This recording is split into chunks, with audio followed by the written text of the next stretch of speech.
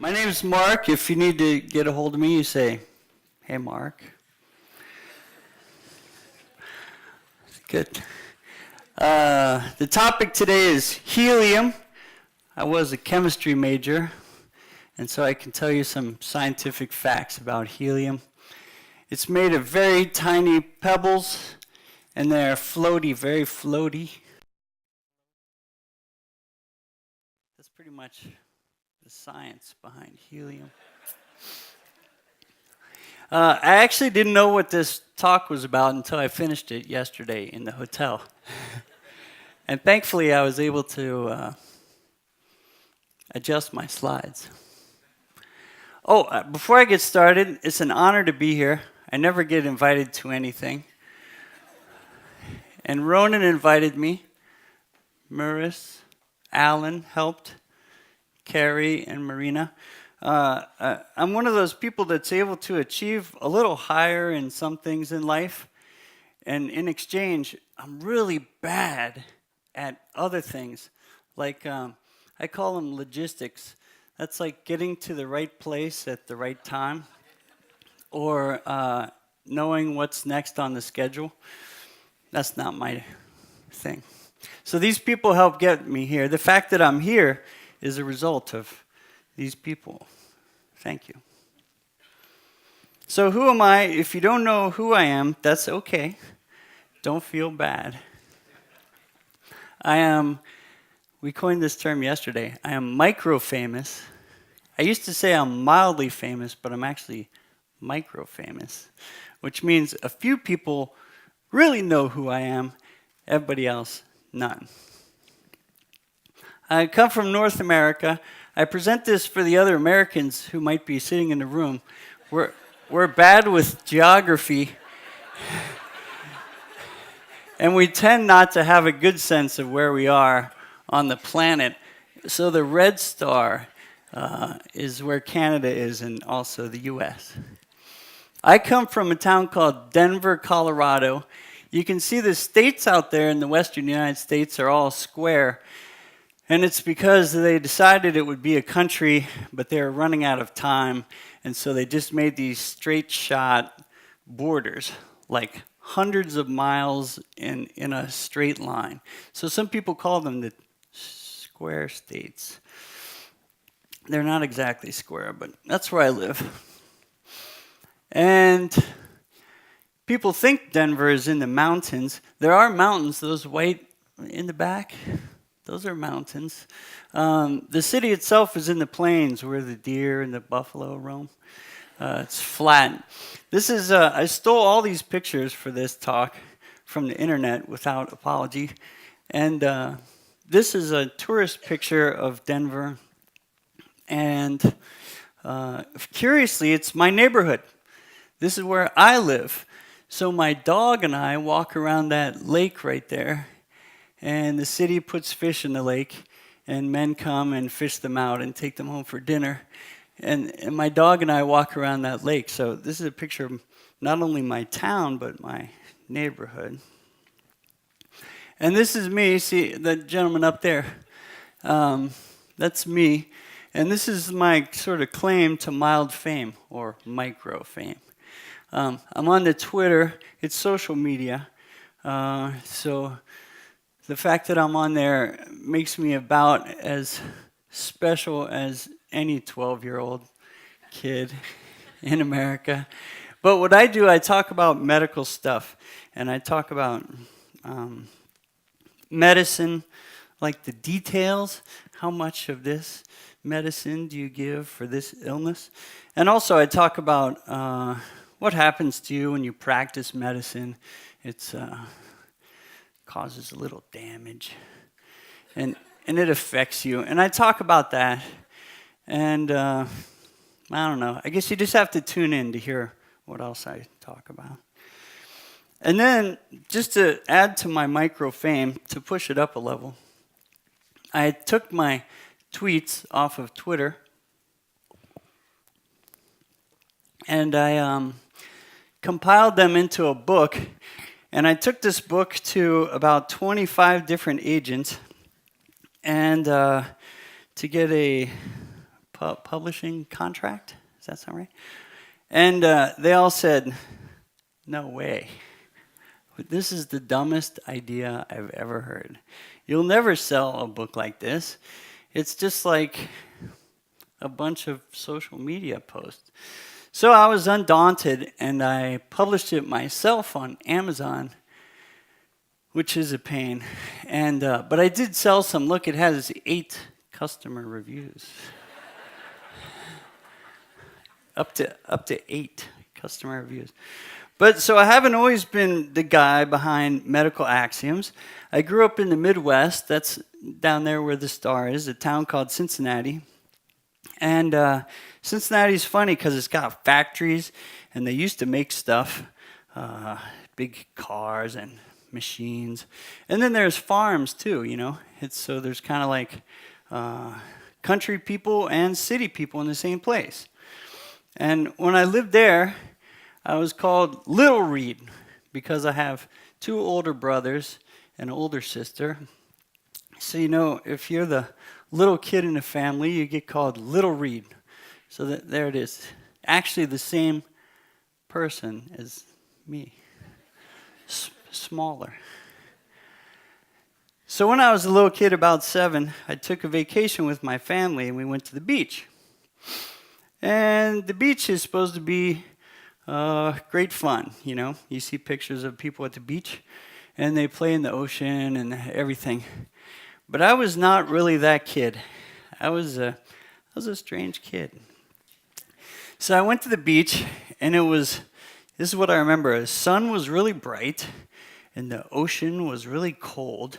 The waves were violent, and the sand stuck all over me. And after about a couple hours, I was like, this is not my thing. I don't like it. It's bad here. This is bad news. So my parents, they were pretty cool. They already knew me. They were already getting used to me at this point. And so after a couple days, I came up with an idea. Like, I was near the beach. I watched the beach. I just didn't want to experience the beach. So after a few days, I went to my pop and I said, hey, Dad, I need a bottle. And he said, what do you need a bottle for? And like any good 7-year-old, I said, I can't tell you. I just need you to back me up here. I need a bottle. So he finished the bottle of beer he was drinking and gave it to me. And I looked at it and I'm like, that's not exactly it. So we had to have some discussion. And it turned out what I needed is a bottle with a cork, because I'd seen this before. I'd seen this idea. I'd seen this done. And so he got me a bottle with a screw top, I think. And I wrote a note and it said, please help. I'm trapped on a desert island. And I need to be rescued. And then I wrote my address, which is in Ohio, 1,000 miles from the ocean. And I put the note in the bottle and we screwed it up. And my pop, you know, he wanted my ridiculous ideas to succeed if possible. So he took me down to the beach when the tide was going out. This is what you do if you have a weird kid. You got to play into their thing. And I put the bottle in the ocean and the tide took the bottle out. And he said, is that it? And I said, yeah, that's what I wanted to do. That feels good. So now, fast forward 45 years later, and I still have not heard back from the note. So I recently decided to mark this one a fail. I was holding out for a long time. I wanted to see maybe, you know, it's just caught in some weeds, but I really think it's not going to work out. So I go back to Cincinnati, Ohio. It's in the Midwest there. And a couple years pass, and I'm having my quarterly meeting with my father. He says, so son, do you need anything to ensure your success? Like, what do you need? And I said, I think 10 at this time. I said, "Yeah, Dad, I need some helium." And he said, "What do you need the helium for?" And I said, "I can't tell you." Because I was a little embarrassed. I couldn't tell him. But he thought maybe I was onto something. Maybe this would be a good thing for his weird kid. So I was hoping, he said, "I'll do it. I'll get you some helium." I was hoping to get something like this, a little tank, so I could fill up balloons. And instead, Saturday came around, and he took me across town. I lived on the farm side. He took me over to the industrial side, to this Welding Warehouse, and all these, tough guys with coveralls on and welders. And we went in there, and they had big bottles of helium. And he said, "Mark, this quarterly meeting's not going to go on too much longer. I want you to pick what size." And I said, "I don't know, how about that one? It's about as big as a grown man." And he said, "Sure, we'll take it." And he got a regulator for it. And we took it home, and again, my pop, being a smart guy, he set it up in the garage so it wouldn't fall over and kill me. It's forethought. And then I started to fill up balloons and tie notes on them, just exactly the same thing that I did with the bottle and the ocean, and send them off from my driveway in Ohio.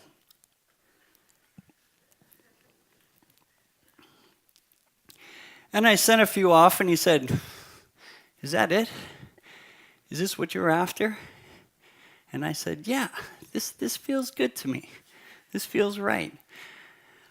I proceeded to send maybe 1,000 balloons with my address on them out of my driveway in Ohio. And towards the end, we ran out of balloons, and my brothers and I figured out that you could take an empty trash bag and fill it with helium, and you could loft up a decent-sized stuffed animal and fly it out into the neighborhood. So this was one of the most fun things that any of my brothers and I can remember about our childhood, is this tank of helium. The flip side of the mostly failing is I had about a 0.2 success rate. I got a few notes back, and one guy became my pen pal. And this was weird because he was from a completely different walk of life than me. He lived in some kind of establishment in a rural place with a lot of dogs. Him and the dogs lived together, and they did a lot of hunting. So he and I would write back and forth, and I'd be like, "I'm looking to perform well in high school so I can go to college." And he'd say, "I'm hunting possum." But we bridged that gap, that socioeconomic rural city gap, and learned a lot about each other. It was a success. Now I got straight. I did all the stuff I was supposed to do. I overachieved.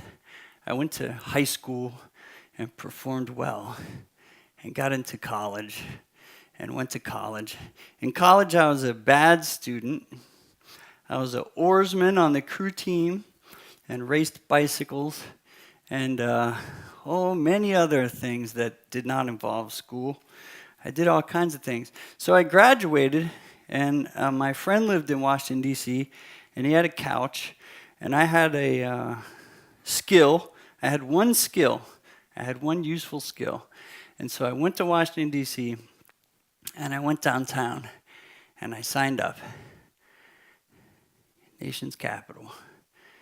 I signed up to become a bicycle messenger because I was in great shape. And this is actually a photo of me taken on the street by someone who mistook me for Kevin Bacon. Because we looked so much alike, that used to happen. So I was a bicycle messenger and riding around town, which my parents did not like this idea because it's very dangerous and really maybe one of my worst ideas. But in the process of being a bicycle messenger, I used to deliver a lot of newspapers. I'm not going to comment on American politics in general, but I'll have you know that in a law firm or congressional office, if someone needs to read the paper, they don't walk down to the curb and drop a quarter in the box and take a newspaper. They call a bike courier and pay $15 so that I could go pull a newspaper out of the box and take it up to their office. It was a job. So I delivered these newspapers around, and I started reading the New York Times whenever I was carrying one. I leafed through it before I dropped it off. And I really liked their, what do you call this? Byline? Tagline? I liked their tagline, all the news that's fit to print. And I'm riding around town. I have a lot of mental free time to think about things. And so I start thinking, I could make a newspaper. How hard could this be? And in fact, my friends and I in college had already decided the name of the newspaper that we would write. And we were going to write a newspaper called the Granola Head. And the Granola Head would not have all this, money and finance and bias. It would just be like straight talk, the Granola Head. So I started the Granola Head as a bike messenger in Washington, D.C. The Granola Head was a pirate newspaper. Pirate. Like, avast ye! And then we claim this property. It's a pirate newspaper.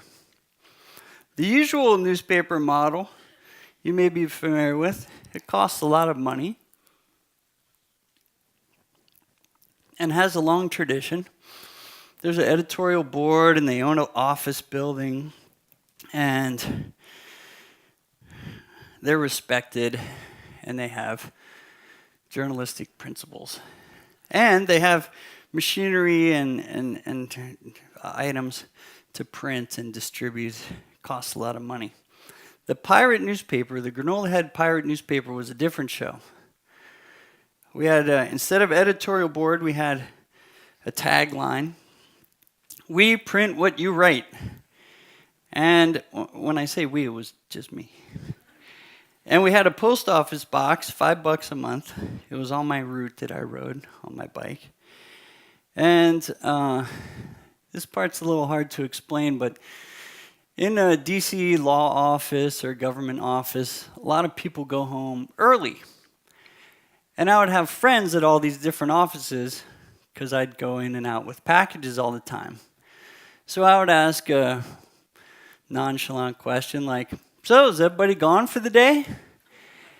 And they'd say, yeah. And then I would have access to word processing and they had these big copiers, and I know the copier did not keep track of how many copies.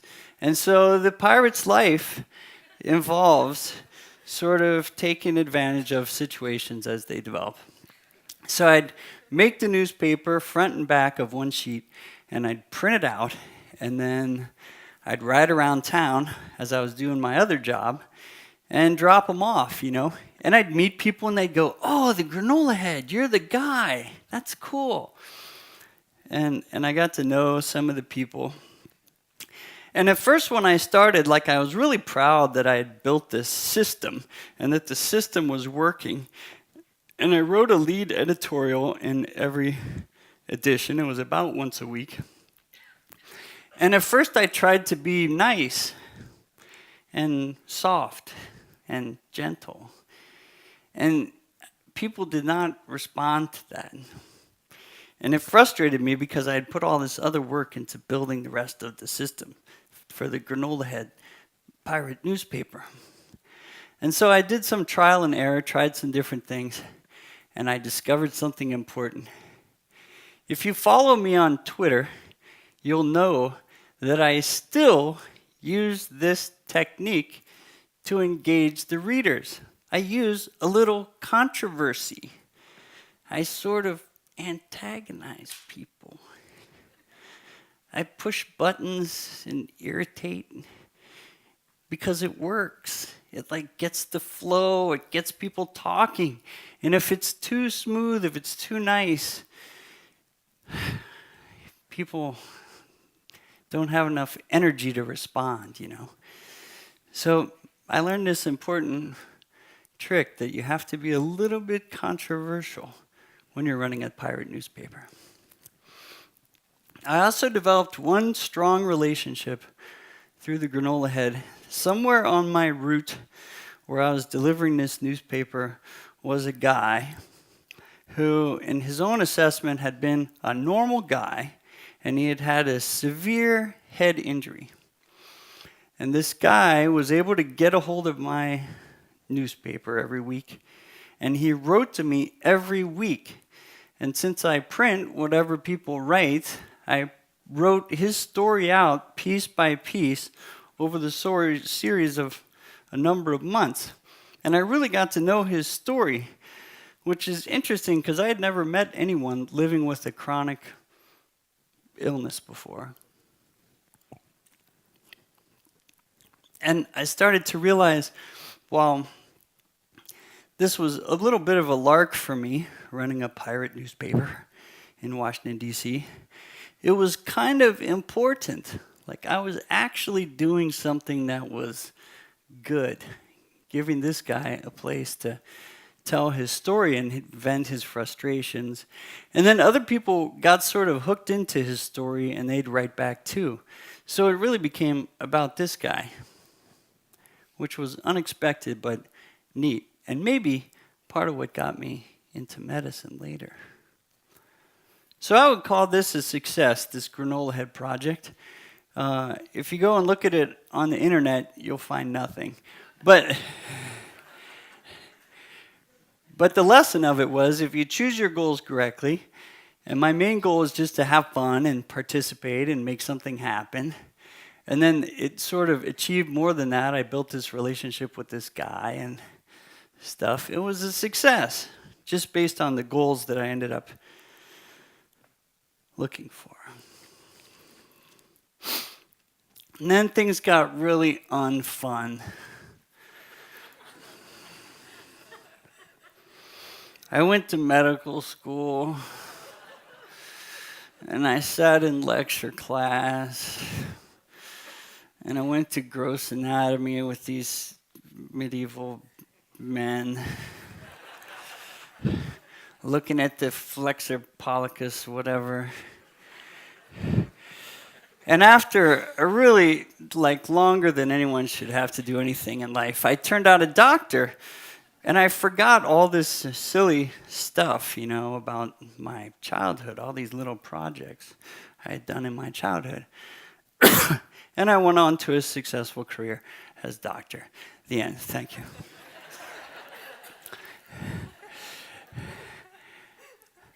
Until I find myself in Denver, Colorado. That's where I did my residency, or as you guys call it, something else. Pardon. And Bill Clinton's friend started the internet, very famous. And Bill Gates started Amazon.com or something. Some famous people. The whole .com thing was really happening. And that started to bug me, because I don't like other people having ideas and having fun with their ideas while I'm not having any fun with my ideas. And I'm just seeing 24 patients every day in my clinic. It started to irk me. So I came up with my first big idea in the computer era. It was called Forgive Me Osler. So here's the pitch. Here's how it's supposed to work. You, practicing doctor, would make a horrible mistake. You would give the wrong dose, make a misdiagnosis, and some tragedy would unfold. Now, somehow, you would take that sad, guilty emotion and go to this website and type in all the details of what you had done. Who was this patient and what did you think? And how did you screw it up? And then my computer guy would break that apart into those little bitsies or whatever they're called. And over time, we developed this huge database of every medical screw-up you could possibly make. And then here's the cool part. Then you're seeing a patient and you feel uncomfortable. You could type in their details, and it would go on there and find similar cases to help you keep from screwing them up. Boy, it's good. It was so good, so I invested some money, and I had this computer guy. He's like 14. And he was like, sure, I could build that. Sure, I'll build you one of those. The only problem was nobody came. Nobody came. It was such a good idea, and no one came because I didn't know how to get people to show up. And truth be known, no one's going to spend their free time filling my database with their screw up. It's just not going to happen. So it's like a sad birthday party. No one came. But I was undaunted. That's the Forgive Me Osler website. Now, have at it if you want to go. I was undaunted because I had seen what didn't work, and I still have my 14-year-old computer guy. And I said, I want to try something different now. And he goes, whatever, it's your money. I said, I'm going to start by building the community. I'm going to start by building the community. And then I'll get to the medical errors and all this stuff later. And he goes, how are you going to do that? Pardon. And I said, well, doctors love history, and they love old dead guys. And so I'm going to take famous quotes from old dead doctors, and I'm going to dump them out onto this website in a sort of daily, continuous way. And he's like, that's stupid. But not as stupid as your last idea. And since you're paying, I'll do it.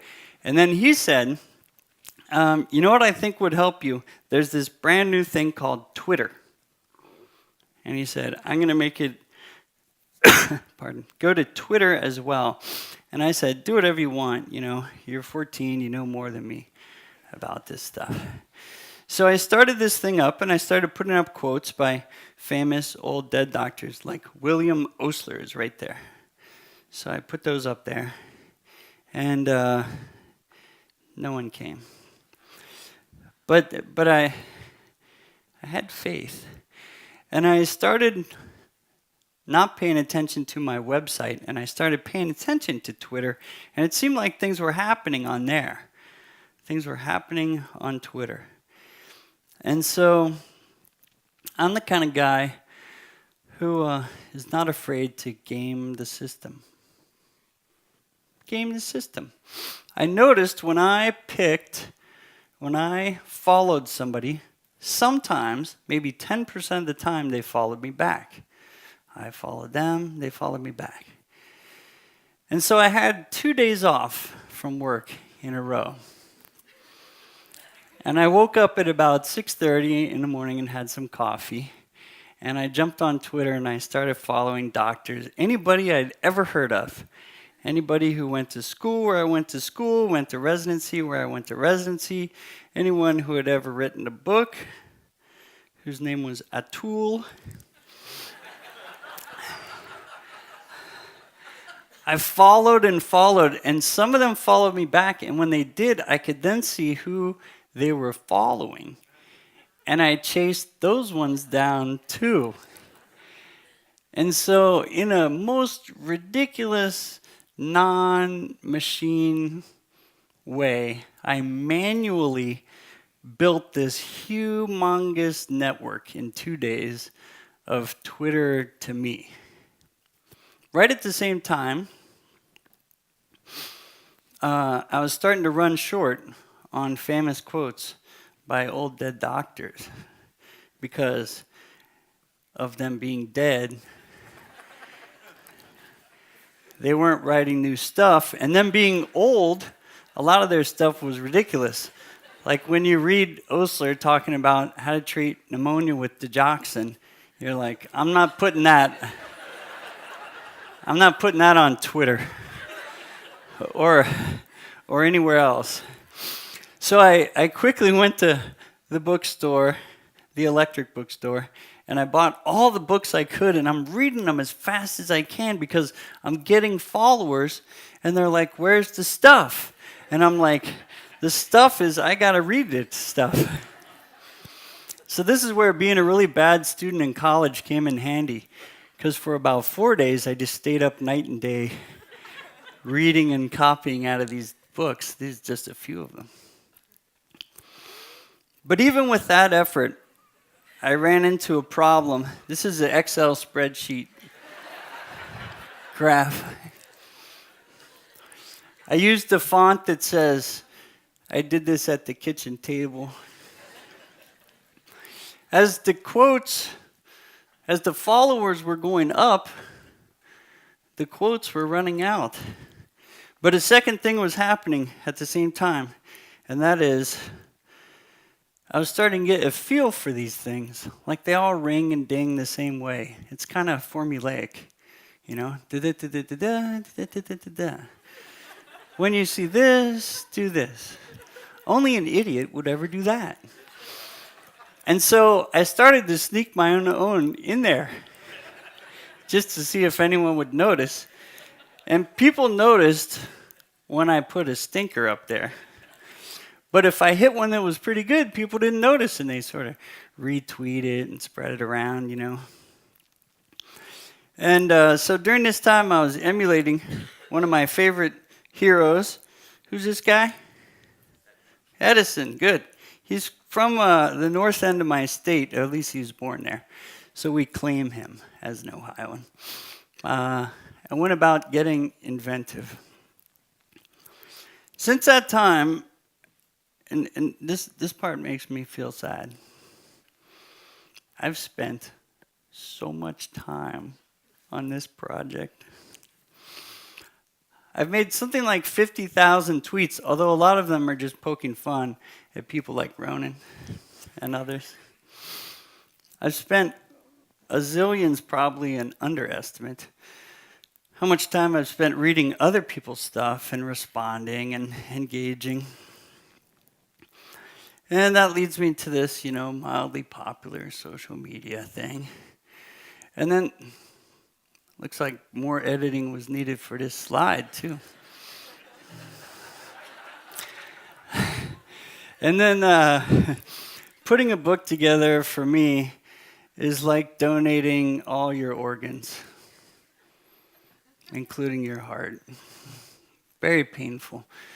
But it comes out and it looks like a book. Okay, I sold 500. So what about the helium? It turns out the helium, I thought the helium was the crux of the matter, was everything. But the helium was just a floaty thing. The bottle was a floaty thing. The pirate newspaper was a floaty thing. Social media, floaty thing. Writing a book, a floaty thing. A thing to get, like, put the message and get it up. Me talking to you today is another floaty thing. Trying to get the message up. So as I wrote this slide, I'm like, hey, that's cool, but what's the message?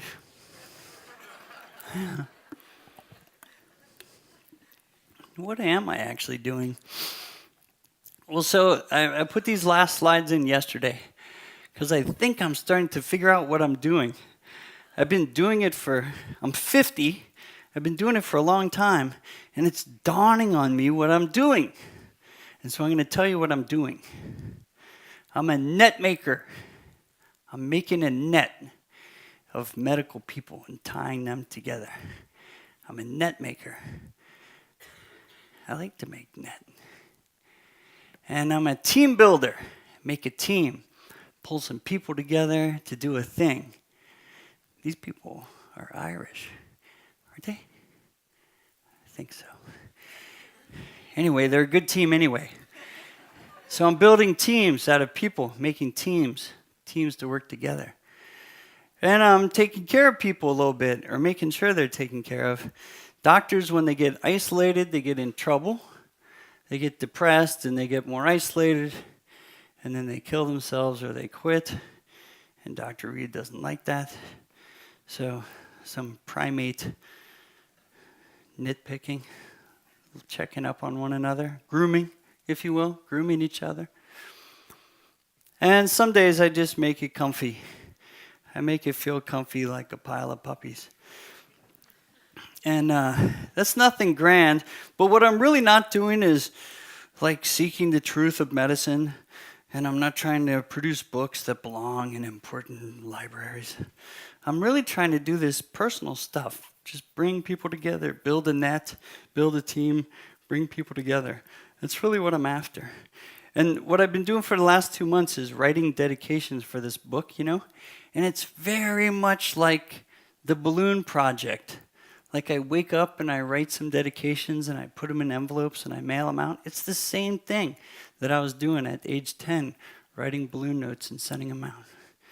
And so for me, this is success. It's not more. I'm not headed towards something. I don't need bigger.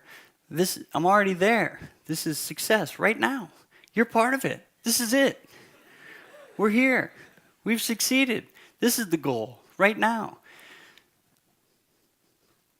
And that's the end.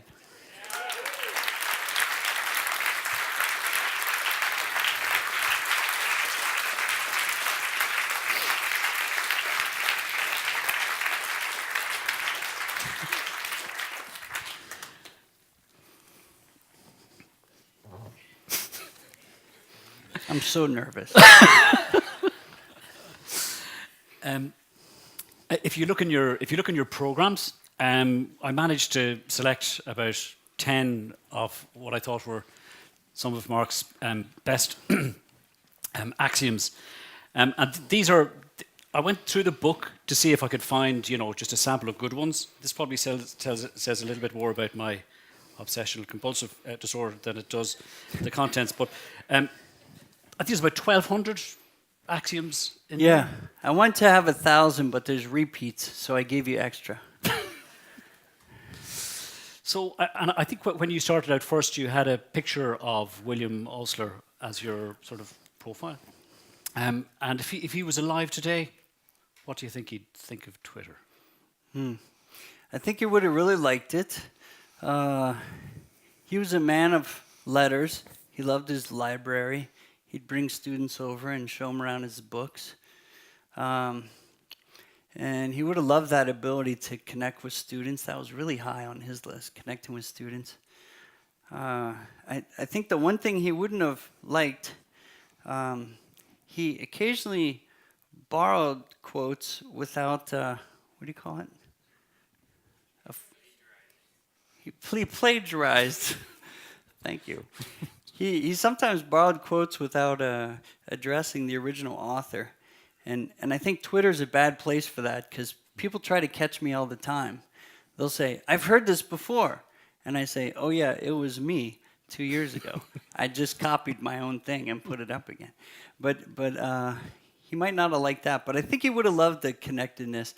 A lot of his first stuff that was so good were speeches to med students and that kind of thing. And if he had this, he would just go all day, So why do you think this has been such a big hit?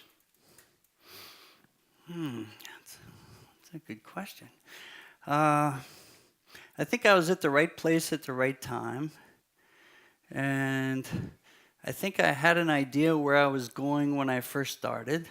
I wanted to create it feels like writing a tweet is kind of like tipping your head out of the window of the car and yelling. It's a very temporary moment, but I had a sense that they would kick around again and again and stuff like that. So I from the start, I took a little more responsibility in trying to make them sound good and hold together. So I think that's helped. And the main thing that's helped me is replies from people. So occasionally I'll write one, and the hordes will descend. You know, they'll come with axes swinging, and I'll realize I didn't feel the emotion in that. I didn't feel that I was stepping on a nerve, but everyone lets me know right away. You stepped on a nerve. And so under that force of the community, it's totally changed the way I write and the topics I write on and the style of writing. So much of what I am now is a result of the people who participate in the project, you know, in the big project. Okay. So, I mean, I suppose we're a little bit limited for time, so we should open it up to the audience. Anybody out there like to ask a question of Mark? Any of their Twitter friends? Claire. How come you've no blue tick? Reid has a blue tick, Sinead has a blue tick, you've got more followers and more tweets. Someone should tell me how to get the blue tick. I'll tell you something. This brings up a thing. I occasionally get imitated. People create a sort of ghost account, and it just tweets the same stuff I tweet. But I very specifically write in a quirky way, idiosyncratic way, so that I can, about 95% of the time, I can spot my own words, no matter if they're turned into a meme or put on someone else's account. Like I sort of have a way of fingerprinting my writing so that people can't get away with it, just taking it and running with it. So I've never really felt like the blue spot would help me.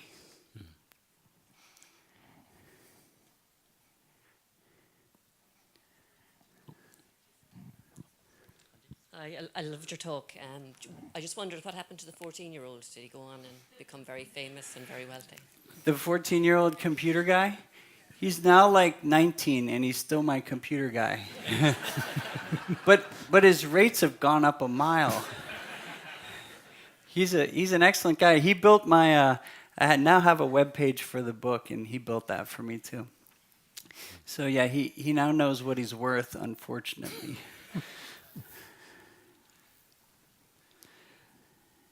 Thank you, Mark. It's been Pleasure. fantastic. Can I That's ask- great. Thank you. Quick.